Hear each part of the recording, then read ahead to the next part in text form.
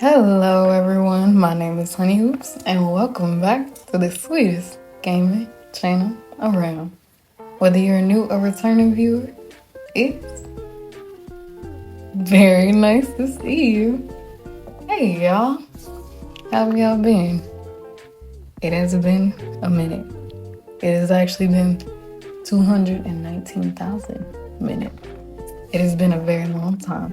But I want to start off by first saying thank y'all so much for your continued support. With y'all help, the channel has gotten to 600 plus subscribers.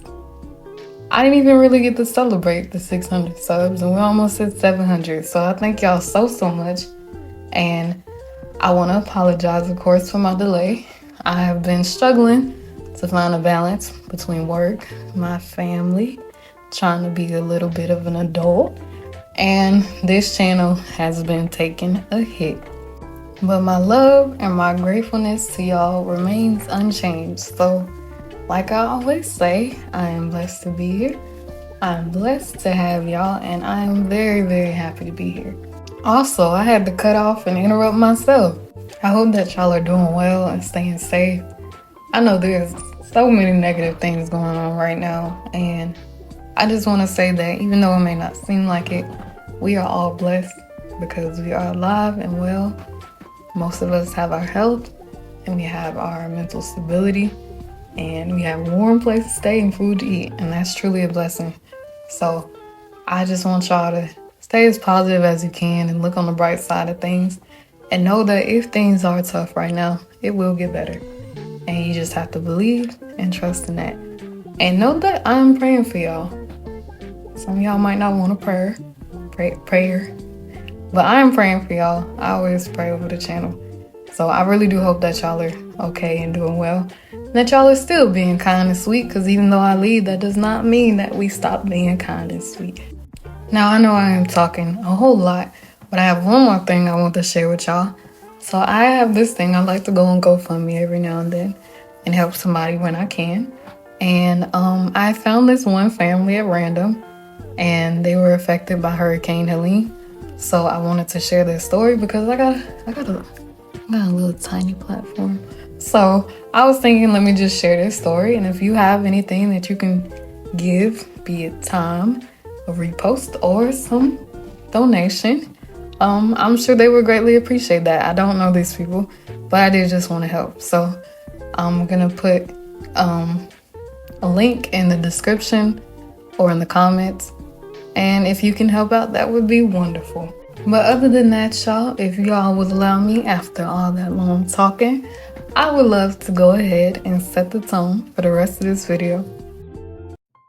There's a special kind of magic that comes with waking up on a weekend morning, grabbing a bowl of your favorite cereal, and settling in front of the TV for a marathon of cartoons. The crunch of the cereal, the vibrant colors on the screen, and the carefree storylines create a perfect blend of comfort and nostalgia. It's a time when the worries of the week melt away, replaced by the simple joys of animated adventures and sugary treats. This ritual, cherished by both kids and adults alike, transforms ordinary mornings into delightful escapes, where every spoonful and every laugh brings a sense of pure, uncomplicated happiness.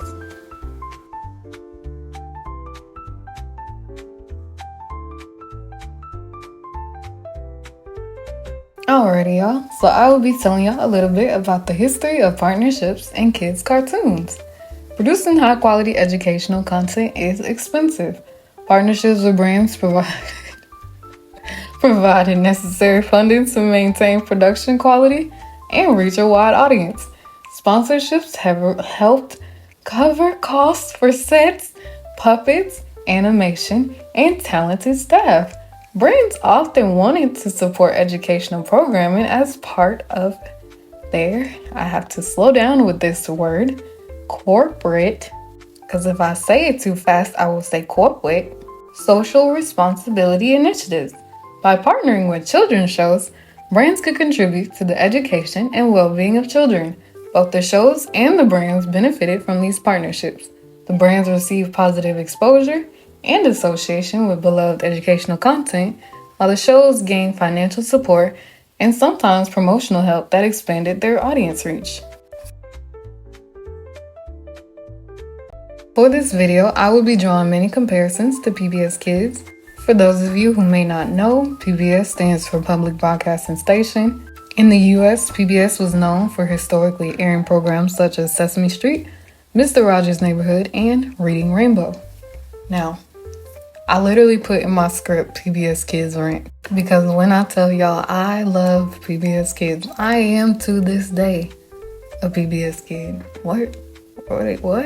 Excuse me? Yes, I love PBS Kids so much, and one of my fondest memories, even though I cannot remember the name of the show and I'm too lazy to look it up, all I know is there was a sloth. And at the end of every episode, he would say something really sweet, and he would tell you to put your hand on the TV, and I would do it every time. But I would just say to expectant parents or any parents listening to me, definitely let your kids watch PBS Kids, because I'll even recommend some shows to you. Mr. Rogers' Neighborhood, Sesame Street, Wild Kratts, Barney, The Magic School Bus, Clifford the Big Red Dog, Reading Rainbow, Dragon Tales, Teletubbies, Bill Nye the Science Guy, because did y'all know that show actually aired on there? Fun fact. Read Between the Lines, Curious George, yes sir, Starbird Chase, Ruffman, and I feel like I'm missing one. That's all I can think of for now. Excellent shows, beautiful morals, slow paced, sweet programming that speaks life to them and doesn't break them down and teach them about being a good person and helping others. I think everybody needs that.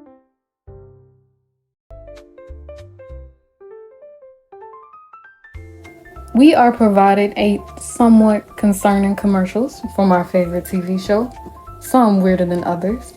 But as we get into this, I'd love to hear any thoughts y'all have. If I missed any, let me know. If you have a favorite, let me know. But other than that, I am literally just trying to say other than that. Oh, I love words. I have a foundation of words. I speak really good. I'm a journalist. I studied in college over words. So that's what I did. And that's why you should let your kids watch PBS Kids, because I'm the perfect spokesperson because I don't know how to talk. Yeah. Anywho, yeah, let's get into commercial 1. Let's do this.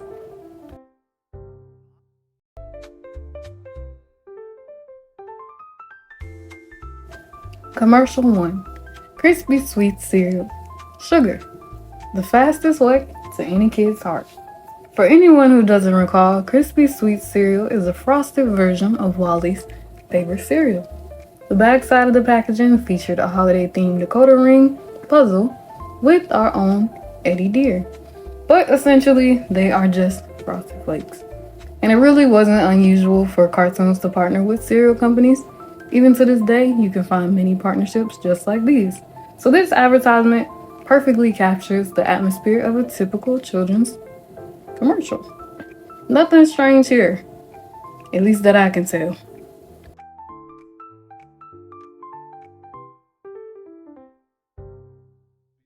I'm not sure why, but I did not even write anything in my script for this part, so this will just be coming off the top of my head.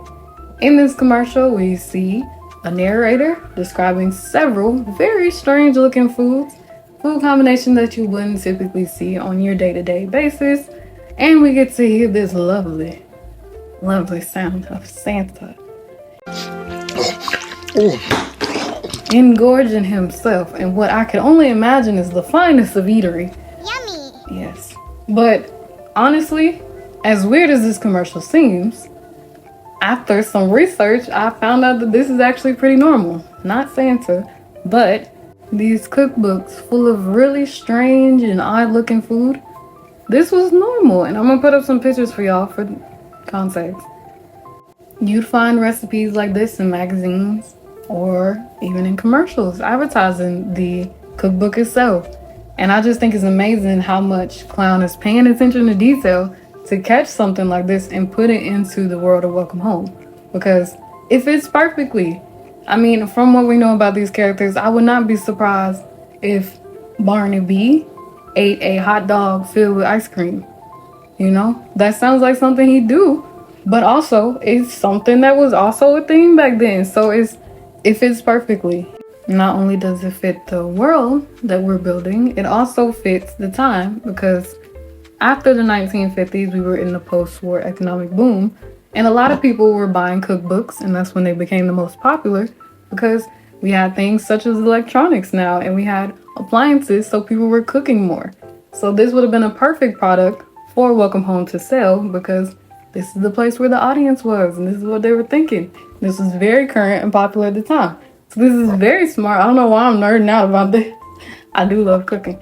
So this was really smart and really well planned out by Clown, and despite its weirdness, it fits perfectly.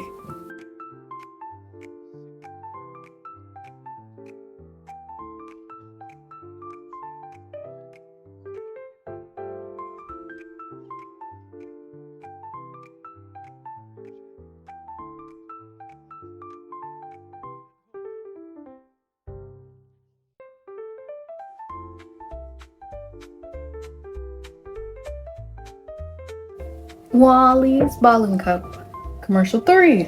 Personally, I find this commercial normal, yet concerning. Shows like Sesame Street created memorable characters that lent themselves to merchandise like toys, books, and clothing. Partnerships with brands often extended into merchandising deals that provided additional revenue streams. So to me, for them to make a toy, it's not really that weird. That ain't the problem. The problem is what they said. So, this toy is from the You Won't Believe It company. If you slow down what the announcer says in this commercial, he says injuries from Wally's Ballin' Cup do not fall under the liability. What? Besides that, I also noticed the lack of color and just how basic it looks. You know, if you're trying to grab kids' attention, they got the music part right. Kids love music. But it's very plain and almost weird. I don't really think that there wasn't a lot of thought and heart put into it. Let's put it like that. So I feel like this particular commercial is very capitalistic. They weren't worried about keeping up with the brand of Welcome Home or respecting the integrity of the show. They just wanted to sell the product, right? And the fact that they're saying, if you get hurt from this, that is not our problem. It's a ballin' cup. How hurt are you gonna be getting, right? You shouldn't be getting that hurt. But that also may let you know that this is a very cheap product. Maybe it will break. Maybe shards will come loose. Who knows? So this commercial is strange to me because they seem to be more focused on selling the character than the actual product.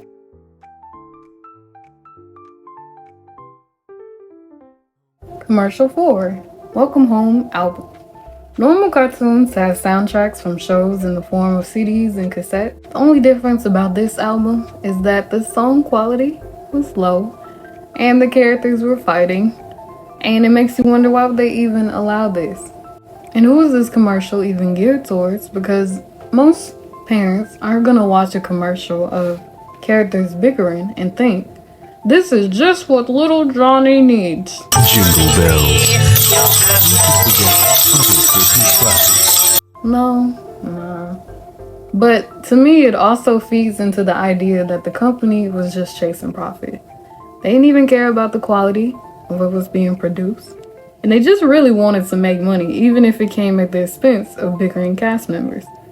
To me, just like with the last commercial, it seems like Welcome Home just wanted to produce as much merchandise as possible without even caring about the integrity of the show or the integrity of the characters.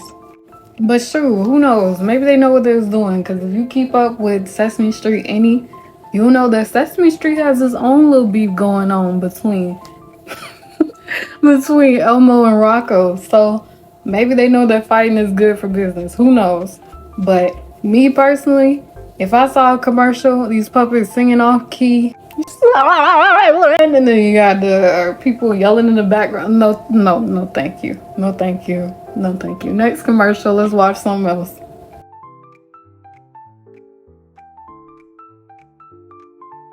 Commercial 5. Mama's Beagle's Barnyard Egg Dog. For those of you who don't know what eggnog is a drink consisting of eggs beaten with sugar, milk, and cream, and often alcoholic liquor. Served typically around holidays, it's actually very, very good. But I can only attest to the non-alcoholic beverage version because I don't drink. So if you never tried it, it actually tastes like vanilla milkshake. So that's what you're getting into. But for this commercial, my first thought is Mama Beagle is a chicken, right? Eggnog has egg in it. So is she providing the eggs or the eggnog, or is she taking the eggs from other chickens? Where's she getting these eggs from? Am I weird for like a chicken making an egg drink? I understand that we eat eggs, but we are predators. I mean, we consume almost everything. But a chicken consuming it itself, ain't that cannibalism? I don't know. Am I looking too deep into that? I don't know. Next thing I noticed is that now this is just might be me being picky, but they don't actually pour the eggnog in the cup. All right. It just appears. And I found that weird. Why even set up the cup and the carton like you're about to pour it? And even when they're trying to pour it, it's not open. And if this eggnog is so fresh and tasty and yummy and yum yum yum as they're saying it is, why don't you actually pour it and let us see the glug glug of the eggnog coming out the carton, huh? I don't know. I don't trust it. But my overall opinion on this is that they just needed to sell some eggnogs. They know that eggnog is a very high selling item during the holidays. And they just picked this character that's not even a reoccurring character that would fit that image of down home, warm, that warm feeling of the holidays. So they picked the mom. But I just think they were just trying to push a product because they just chose her. And she's not somebody we usually even see on the show. And she comes to sell us eggnog. Kind of strange. But the only other thing that I noticed on there that stood out to me a bit was little Wally making some chain mail. And I wonder, does that kind of foreshadow, or is there anything they were trying to do with that in regards to Eddie? And because Eddie is the only person we know that really makes chain mail and mail chain. Am I saying it right? I'm not saying it right. I'm sorry, y'all. But he's the only person that we know that actually does that. So, I don't know. Maybe it shows you their connection or something about their relationship that he actually took out the time to teach Wally that, and Wally was actually doing it. Yeah. That's all I have on that one. I'm not so sure about that one. I would love to hear y'all's thoughts on that one because Commercial 5 is just, I don't know. It's weird, but I feel like there might be more there that I'm missing.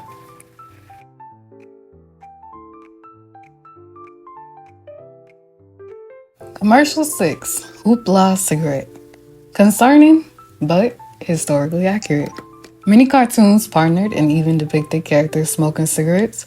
Although it's important to note, the Public Health Cigarette Smoking Act, which banned cigarette advertising on U.S. television, was in 1970 and went active in 1971. However, Welcome Home came about sometime in 1969 and ended in 1974. So it was active during the time when it was still allowed. Comparison to Sesame Street and the history of cigarettes in cartoons. This seems insane today, but there was a time when cigarettes were much less regulated and even targeted towards kids with commercials such as these. Hoopla itself is defined as an exaggerated or sensational promotion or publicity. And with Barnaby expressing a desire for something new and fresh, it's not surprising that they would name it that. It's also not lost on me that Barnaby is expressing his desire for more than his usual surrounding, and these cigarettes act as a means of pacifying what could be an unruly resident while also forming a strong and potentially crippling addiction.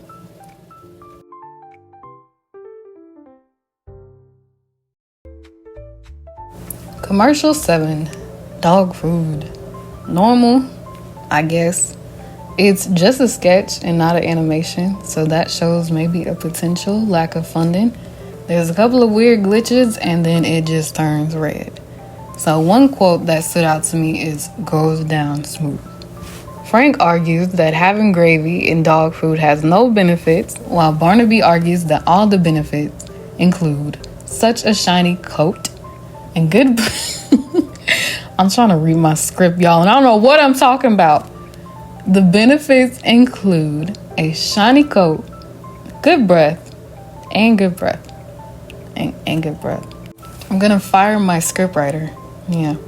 I'm gonna be real, y'all. I don't completely understand this commercial. However, I think Barnaby is pouring gravy into the dog food, which, despite his retort and after some research, is found to actually be packed full of salt, which isn't good for dogs in large quantities, and it can also add calories to their dinner without providing any nutrition, which takes away from all the aforementioned health benefits from before. And as an auntie to 2 dogs and one with weak teeth, I know that adding liquid typically makes this food softer. So maybe the food doesn't really go down as soft as he says. We don't ever see Barnaby actually eating the food, and nor does he take any bites of this fine, succulent meal. We all know that his typical snacks of choice seems to be hot dogs, so something tells me, something tells me he doesn't truly like the product. So once again, they are pushing products that may not, what is going on? They are pushing products that they may not even fully support, y'all. What the freak? I don't know what is going on, y'all. I cannot read this. I can't read it. I can't read. So anyways, like I was saying, I don't think that this actually tastes good. I don't think Barnaby actually likes it. I'm a stickler for editing and stuff and like showing that a product is actually good. A lot of companies do this. They will advertise the product and you realize they're not even showing you like how good it is. They're not focusing on the actual product. They're kind of dancing around it. If food is so good, have somebody eat it in your commercial and swallow it because it's just that darn good. You know, that really pushes the point to me that the product is good. If you just have somebody, oh my gosh, it's so delicious. I love it. Yummy. What? No, eat it. Eat it because it's just that darn good.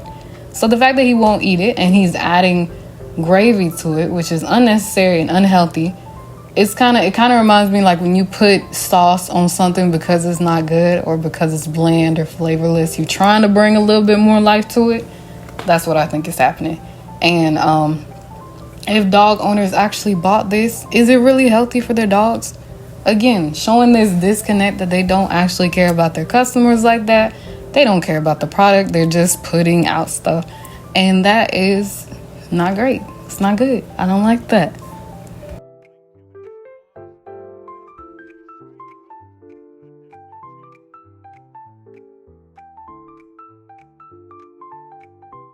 Commercial 8, and perhaps one of the weirdest commercials of them all, Red Room, the sleep aid. I thought the name was quite weird, and if you unscramble the words a little bit, you actually come up with the word redeem. And redeem has 2 definitions. Definition 1, to compensate for the faults or bad aspects of something. Definition 2, to gain or regain possession of something in exchange for a payment. Now, both definitions can relate back to the relationship of Wally and Home.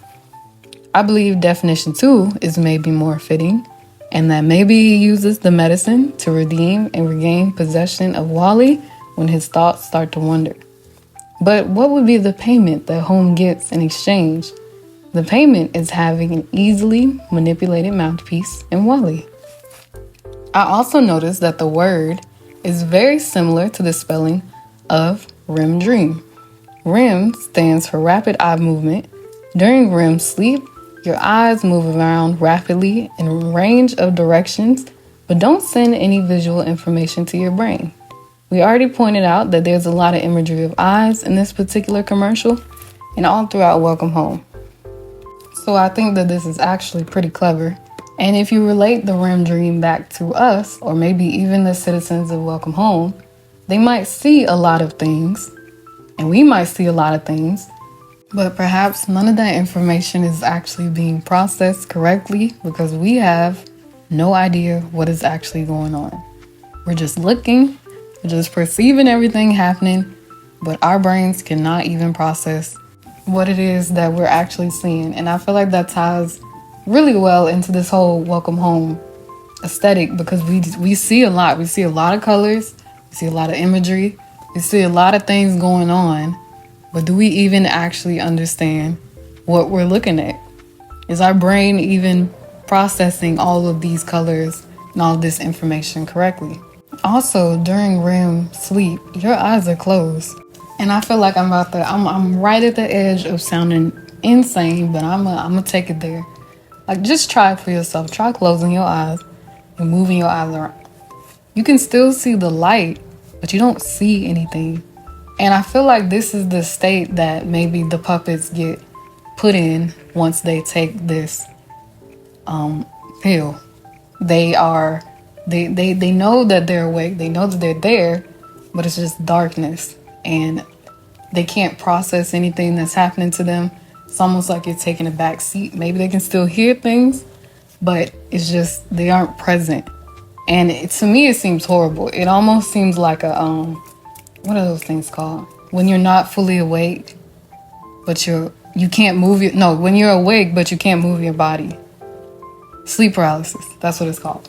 To me, it feels like sleep paralysis, and maybe that's the state that these pills put you in. They put you in some kind of like sleep paralysis where your eyes are still moving, and you're like, "What is going on? What's going? Why can't I move?"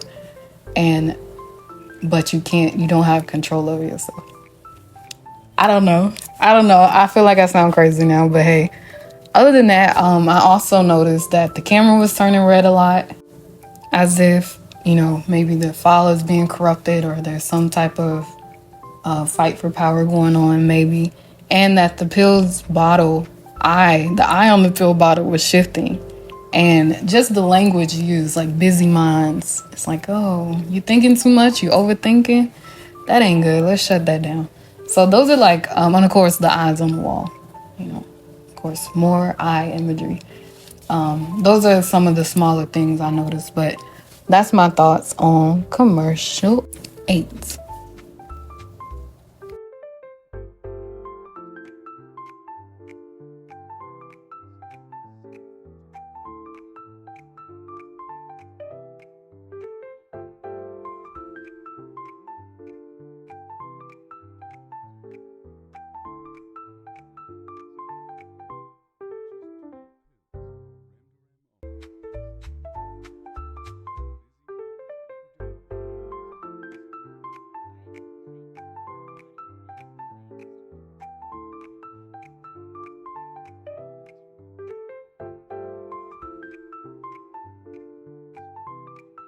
Alright, y'all. I've already proved how crazy and how weird I'm willing to get, but yet still, it is tin hat theory time. So it's about to get even worse.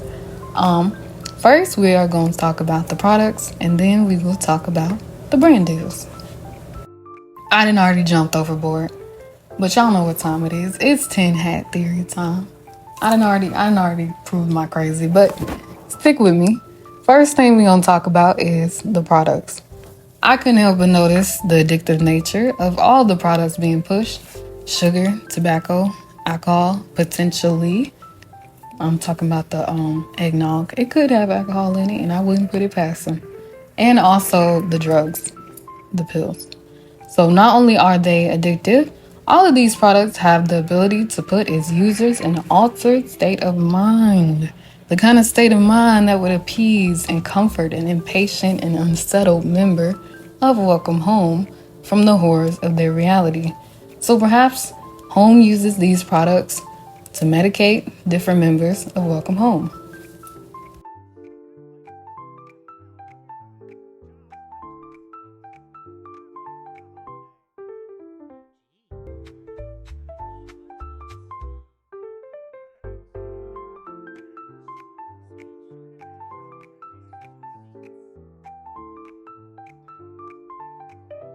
The brand deals. It seems as if Welcome Home has had many, many brand deals, which isn't extremely weird because, as I said before, somebody's got to pay these bills.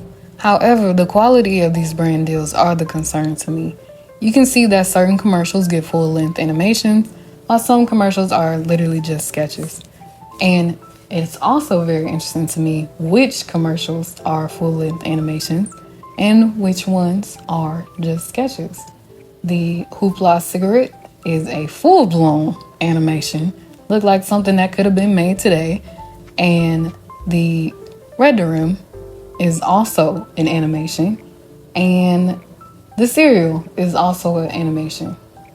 There may be more animations that I'm forgetting, but those are the top three that I remember. And all of those are pushing very heavily addictive products. I feel like that wasn't done. Maybe, I mean, because those people have to, they're sponsored, maybe those companies have more money to give them and a bigger budget. Or perhaps this is something that's very serious. Like they really, really want kids to see this and catch on to this.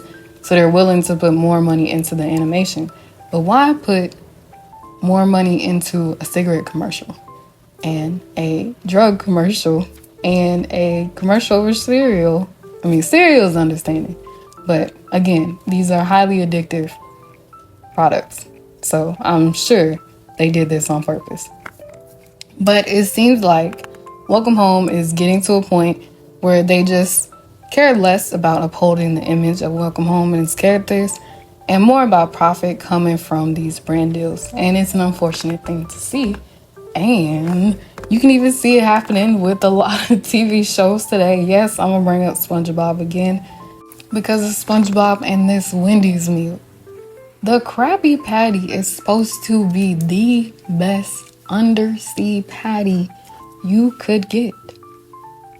And now it is a Dave single. Don't get me wrong, a Dave single is very good. It's one of my favorite things to get at Wendy's. But that's not the Krabby Patty. You don't even have a sesame seed bun. What are we doing? But I'm sure they got a very, very pretty penny to do a deal with Wendy's. And that's just something that happens. So, you know, can't be too upset about Welcome Home kind of selling out a little bit. Fortunately for SpongeBob, though, they're not damaging SpongeBob's character. It's just kind of dropping the credibility and the buildup they've created for the Krabby Patty. But what can you do? What can you do? You know, again, these companies have to pay the bills. So this is what happens. But other than that, y'all, that is all I have for y'all today. Again, I'm so sorry this video took me 299,000 years to make. I've been going through it, but I'm so happy I made it. And I actually, I've had a lot of fun recording this, and this has been kind of a fun one for me because I feel like I'm just going off the dome a little bit. I have my script here, but I ain't even sticking to it. So again, thank y'all so much. I appreciate and love y'all so much for sticking to the end. And if you could, if it's not too much, please like, share, subscribe, and do all the wonderful things you can to help my beautiful, beautiful, succulent baby channel grow. I love my channel so much. We are almost at 700 subscribers, y'all. That's 1,000 is like right there. Who'd have thought? I don't know. Like, I say that every time, but I'm just like, man, I really just made a channel and it's growing. Like, that's such a crazy thought, but it wouldn't have grown at all without y'all. So again, thank y'all so much for the support, the continued support. I really pray and hope that y'all are okay and that y'all are taking care of yourself. This year is coming to a close. We got 2 more months, basically. And my birthday's coming up, y'all. My birthday's coming up soon. I'm excited. I'm about to be old. I'm getting old. But I'm excited, and I just hope that y'all make the most of these last 2 months. Try to reach any goals that you've been trying to do. Let this video be an example of you can get it done, even if it takes a minute, because this took me a while, and it shouldn't have, but I still got it done. Don't let this year go out with too many regrets.